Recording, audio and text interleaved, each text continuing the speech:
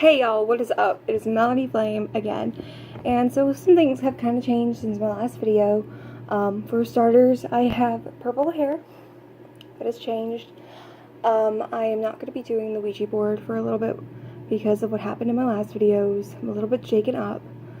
So I may be going back to that. I'm not quite sure. I'm kind of taking a little bit of time off. But this is not about an update. This is a little bit of a story time. And this is a college experience story time. Fun, right? No. So, this happened during my freshman year. And this is going to be about the time I was almost murdered. So, I have changed people's names. I have the list in front of me. I'm not going to show it to you because it has their actual name on it so I don't get them mixed up.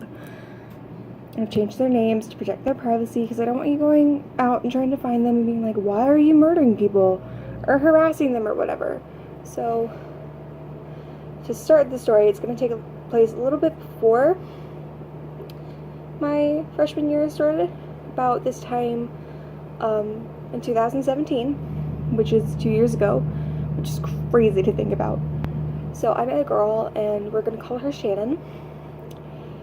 And Shannon and I hit it off pretty well when we first met at our first meeting for the college. And we decided, like, hey, you're really cool, like, let's be roommates. And so whenever the college had, like, days, like, the college would do, like, several days for somebody to come up and be like, okay, let's learn more about the college. And we would plan to be there on the same day so that we could get to know each other better. And so she would talk about, like, how our room was going to be set up, like, what we were going to do, and I, like, went along with the ride, which is how I am with most of my relationships. And then it came, like, closer to the school year starting back, like, in not January, girl, you need a nap, July, that month, see, you're in college, you forget months, the end of July, beginning of August. And so my mom and I went out, we bought school supplies, right? And I was like, okay, I'm rooming with somebody. It's the first time I've ever roomed with somebody. So we bought doubles of, like, plates and flashlights and stuff like that. Because, I mean, I didn't know what to do. And so when we got back, I texted Shannon and I was like, hey, I just got back from shopping with my mom. If you want, I can send you a list of everything we got, and you can let me know if there's anything else we might need. We can go get it. And for a few weeks, I heard nothing from her, and I was like, okay, giving her the benefit of the doubt. This is really important because I do this a lot with people. So I gave her the benefit of the doubt because I always do. And, like, she was posting on Facebook, and I was like, maybe she, like, just doesn't have time to reply. Whatever. So she finally replies. And she's like, I should probably tell you. And this is like a week before school starts. And I was like, tell me what? Because I'm trying to think of positive things. Like, oh, what? That you got stuff too. And I didn't really need doubles.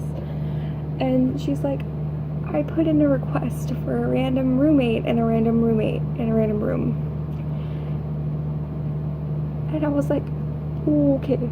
So I contacted head of housing and was like, what does this mean for me? And she's like, you'll be fine. You're going to stay in the same room. You'll just move in alone. Cool. And so I do. I move in alone. And for like the first few days of freshman orientation, I was alone. And then we did the freshman trip to the zoo. By the way, if it's very loud in here, it is our air unit. I am in my dorm room currently. I'm really sorry, that is very loud, but it gets really hot in here if I don't have that on. So I get a text, well, not a text, an email from head of housing. It's like, hey, we found a roommate for you. She spent 20 hours on a Greyhound bus coming down from Queens. And I was like, okay, cool, I'm not going to be alone, because I don't like to be alone. I don't. And we'll call her Taylor. And so there's, like, her name's Taylor. And I was like, cool. So we get back from the zoo, and she's there, and I'm like, alright, cool. And she has one suitcase. She doesn't have anything for the bed. She doesn't have hygiene supplies. She doesn't have food for the dorm. So my family, being very generous, we went out, we bought her a ton of snacks. We bought her toothbrush, toothpaste, shampoo, conditioner, body stuff, bed sheets, pillows. And that's when we started having issues, was when she first moved in. But me, I was like, okay, she's from a different family. I have to respect, like, how she was raised. And so these issues went on, like, all throughout the year. And I never did anything about it because I loved my suite mates. And we're going to call them Sarah and Lynn. I loved them. And I didn't want to leave them. I was like, I will deal with her. I will deal with Taylor just so I can stay with them. And then we get back from Thanksgiving break. And I was sitting on my bed doing a paper for English. And I had just finished up a lab report for biology. And I was like, I need a snack. So I get off my bed and I go towards the door, because this room is set up differently than the other dorm rooms. So I go towards the door with my mini fridges, because I have like the Sargento cheese sticks to get a cheese stick. And I open the door and there is a pizzeria that's open in my mini fridge. And my campus is a dry campus, meaning you are not allowed to have alcohol on campus, open or not. We are not even allowed to be on campus while we are intoxicated. I mean, you can, but you have to hide. And so I was like, okay. And like the way it was my mini fridge was here and her bed was right here. And she's standing there getting ready to go to like a party. So I see this pizzeria and I kind of look at her because she's this big, huge, she's like 5'8" and like pure muscle. And I was like, okay. So I grab my cheese stick, close the fridge, and go and sit back on my bed, and I text my mom. Because my mom works at a liquor store and knows more about this than I do. And I was like, hey mom, the pizzeria is alcoholic. And my mom's like, oh my god, what did you do? And I was like, I haven't done anything. Are they? And she was like, why? And I was like, because there's one in the mini fridge. And mom said, well, not all of them are alcoholic. There are some that aren't. Go check the label. And I was like, please. So she goes into the bathroom and closes the door. And I scurry off my bed, rip open the door, take the can. I'm like, and sure enough, 8% alcohol. And I was like, oh god. So I put it back and I close the door. And I get back on my bed just as she's opening the door. And I was like, what am I going to do?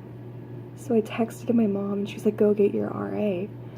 Well, it was after 5 p.m. and we're supposed to call RA on call. I was like, I'm not calling the RA on call. Well, she's here. She's terrified.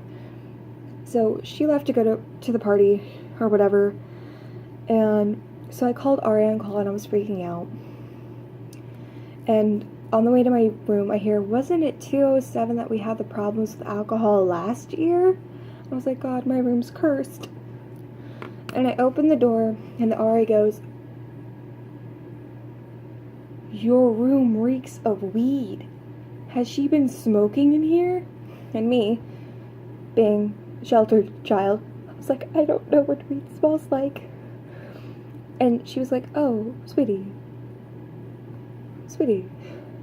So she asks her two friends to take a step forward, and they're like, yep, that's weed. And I was like, great, just great. She's been smoking weed in the room. Great.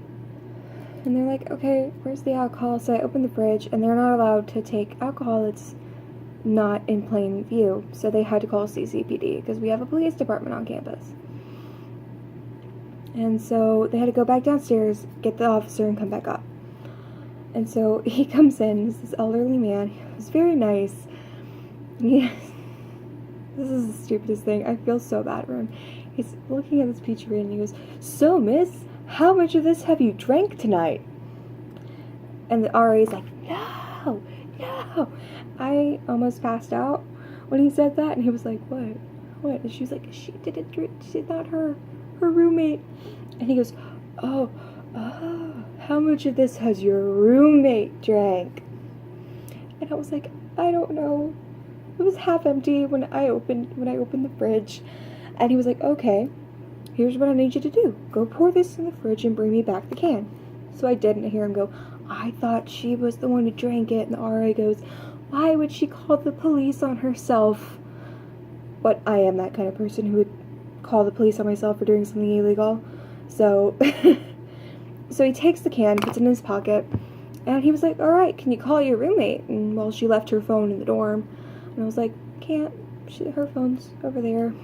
Nara was like, that's not safe, because we live in a very bad part of town. And he was like, okay, when will she back? And I was like, she could be back at 10. She could be back at 2. And so I gave a description of Taylor, and he gave it to the front desk and was like, if she comes in, let me know. I need to talk to her. And I didn't sleep that night. I laid down with my scissors, like here, so if she came in, I could, like, distract her and get out and get help. Because she's terrifying. And so the next day, I let my sweet mates, Sarah and Lynn, know what was going on. And apparently they've had issues with Taylor in the past, where, this is going to sound disgusting.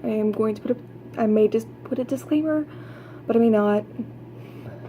Where, she has left used feminine hygiene products on the table, on the counter in the bathroom, on multiple occasions. She would leave used Q-tips on the floor of the bathroom, as well as the floor of our room. And in our room, the mirror would be, like, here was our bathroom door in our old room. Like, here's my bed, here was the door. And, like, she would stand in front of the bathroom door and brush her hair and do this, and I would end up with her hair in my bed. And, like, all over my side of the room. So it was never on her side of the room. And so we were talking about that, and I was like, okay, we have got to do something. So we went to the AC. It was like the head RA. And because of this incident, we went and talked to the housing director. And she was like, okay, we can't just kick somebody out of a dorm because you don't like her, because there are policy in places in case, like, 3 best friends get a room and then, like, somebody they don't like gets in there and it's bullying involved. And we were still willing to work with her. We were willing to have mediation. And I think that's the saddest part about this, was we were still willing to work with her. And while we were talking about our issues with Taylor, Sarah brought up the fact that she had caught Taylor in the hallways sometimes at like 11:30 midnight heading to the lounge. And she said, Taylor, what are you doing? And Taylor would say, I just can't stay in the same room as her. I can't stand her. Meaning me. And I was like, well, this is the first I'm hearing of this. And Lynn was like, I don't understand. You're like the sweetest person ever. And I was like, I bought her everything for her room. I've been trying to help her. But another issue I had with her that I brought up was, like, I would have to get up at like 8 for classes. And she would come in at like 3, 4 o'clock in the morning and, like, slam open the door and slam it shut. Slam her drawers open and slam them shut. Slam the bathroom door open and slam it shut. She would sing in the shower, and then she would slam the bathroom door open and shut again. She would get in bed and she would turn on a movie that was, like, very violent. There was a lot of gunshots, but the volume would be all the way up. And so I would have to tell her, Taylor, I need you to turn the volume down. I have to get up early. And so she would turn it down for 30 seconds and then turn it right back up. And I was like, oh, so I barely slept my first entire semester here because of her. And so that got brought up, and my AC was like, yeah, we need to deal with that. And the housing director told us about the retaliation policy, which, for people who don't know what a retaliation policy is, if I make a claim against somebody, they cannot threaten me directly or indirectly, which means if somebody made a claim against me, I cannot tell them I'm going to beat you up, and I cannot tell their friend I'm going to beat them up. So she told me that, and she said she was going to email Taylor literally copy and paste the retaliation policy from her handbook, and to ask her to set up a meeting to get her side of the story. Simple as that. Not even 24 hours later after this meeting, I get a call from my suite mate, Sarah. And I'm in LA, which is kind of like homeroom, because we're learning about college and stuff. And I'm like, hello, and she goes, where are you? And we were in a different class, like the last time we had LA. So I was like, oh, we're in the actual classroom. And she goes, good, don't leave. And me being me, I was like, okay, well, class just started, so I'm not gonna leave.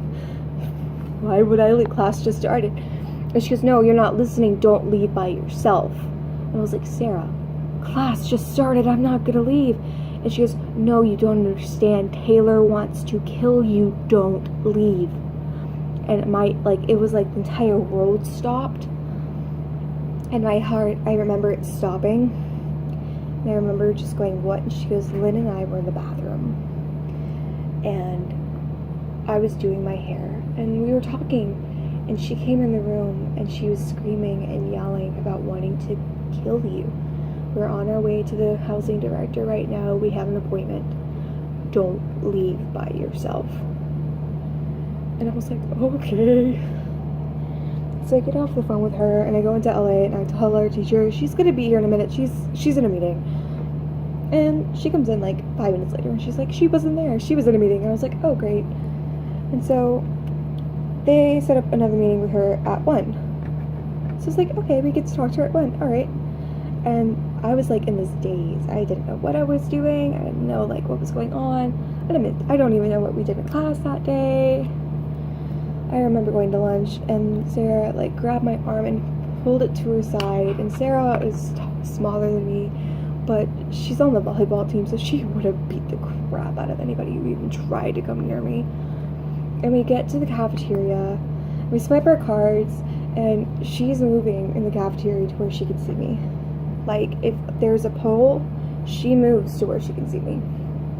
And I see my now roommate, who I did get permission to use her name, so I saw Caitlin, and I was like, Sarah, I'm gonna go sit with Caitlin. She's like, alright, text me if you leave. And I was like, okay, cool. So when I go sit down and I fill her in on everything, and Sarah sends me the videos, because they took videos of this, so I do have video evidence. And I sent it to my mom, and my mom was like, go to CCPD now. And I was like, but I have an appointment at 1. And she was like, no, CCPD now. And I was like, okay. So I text Sarah, and we go to CCPD. Caitlin and I sit outside because we did not realize there was a button that you could press and an officer shows up. So we sat outside for like 30 minutes. And the secretary shows up and she's like, what are you guys doing? I was like, I need an officer. I'm in danger. And she was like, baby, why didn't you press the button? And I was like, there's a button? She goes, I keep telling them to tell you guys and they never do. And she goes, yes, there's a button. It's right here. And I was like, oh, that would have been helpful. So we get in. She calls an officer. And my dad shows up. And I was like, oh, thank God it's my dad, not my mom. Because my mom's crazy and she would have made the officer cry. Yeah, my mom, she's amazing, but she's protective. So my dad relieves Caitlin and she goes back to her room. This is a little side note. Her roommate is like, where's Teresa? And she's like, I know what I know. Why do you know? Apparently, she knew Taylor and they were sitting at lunch. And Taylor was talking about murdering me. And Caitlin's roommate was like, I know this girl and this is not clicking. So Caitlin's roommate was like, point her out, and she pointed right at me, and she's like, oh, you crazy. So she was like, text her and let her know not to go to her room because Taylor's going to kill her. And Caitlin was like, oh no, she's fine, she's at CCPD. And so I'm at CCPD with my dad. We're sitting there with Corporal, and my suite mates show up with the head of housing, and we're sitting there, and my suite mates are telling me what happened, because all I know is that they caught her on film talking about wanting to kill me. I don't know anything else. And so they play the videos, and one of the things she says is they're going to have to put another warrant out for my arrest. And she uses my full name, and I'm going to beat that bitch to death. And the head of housing is like, she was just gonna get a warning. That's it. We were just gonna tell her not to do it again. That's it. where is she getting, she's gonna have to do jail time. And I was like, I don't know. So we had to fill out statements about what was going on. They sent the videos to the corporal, and we got put in witness protection. They had an unused suite, and they put us in it, and they let our RA know so that she wouldn't worry. And Taylor got put in another dormitory by herself and she wasn't supposed to contact anybody. She was supposed to contact Sarah, Lynn, or me. If she was, it was cause for immediate expulsion. And so I was terrified to leave my room. I got a call later that night from Chief of Police from CCPD, and it sounded like he was either about to cry or he was crying, and he was apologizing. And if he said I'm sorry once, he said I'm sorry 1,000 times.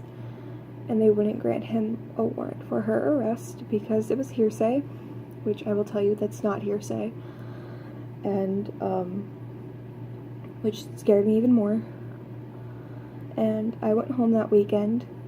My mom was freaking out because I'm on campus with somebody who wants to murder me. And so we get a call Saturday night from head of housing, said upon further investigation, a Pandora's box opened up about her. And I talked to somebody who's a part of the investigation, and turns out she'd assaulted several students in the laundry room of McNair. She had attempted to assault several professors here, but they were too afraid to speak up. So she was given a choice. Either you voluntarily disenroll, or we expel you. So she voluntarily disenrolled, and she left. I have not seen or heard from her since, and I pray it remains that way. But I spent the next semester in my room alone. I had no roommate. They were like, we messed up, we're sorry. And this semester I'm rooming with Caitlin, my friend, because I know she's not going to try to kill me. But, yeah, that is the time I almost got murdered. If you guys want, I can actually post the videos of her talking about wanting to kill me. There's 2 of them. They're both like 1:30. I could post both of them. Let me know in the comments below. If you want more story times like this, I'm sure I can come up with other things that have happened in my life that are like really weird. Like that, well, not like homicidal, but weird. So, comment below like what you want. Go check out my other videos. They're on my channel. Go check out Mergoshimer if you look at my Ouija board series. And, love you all so much. I'll see y'all in the next video. Bye!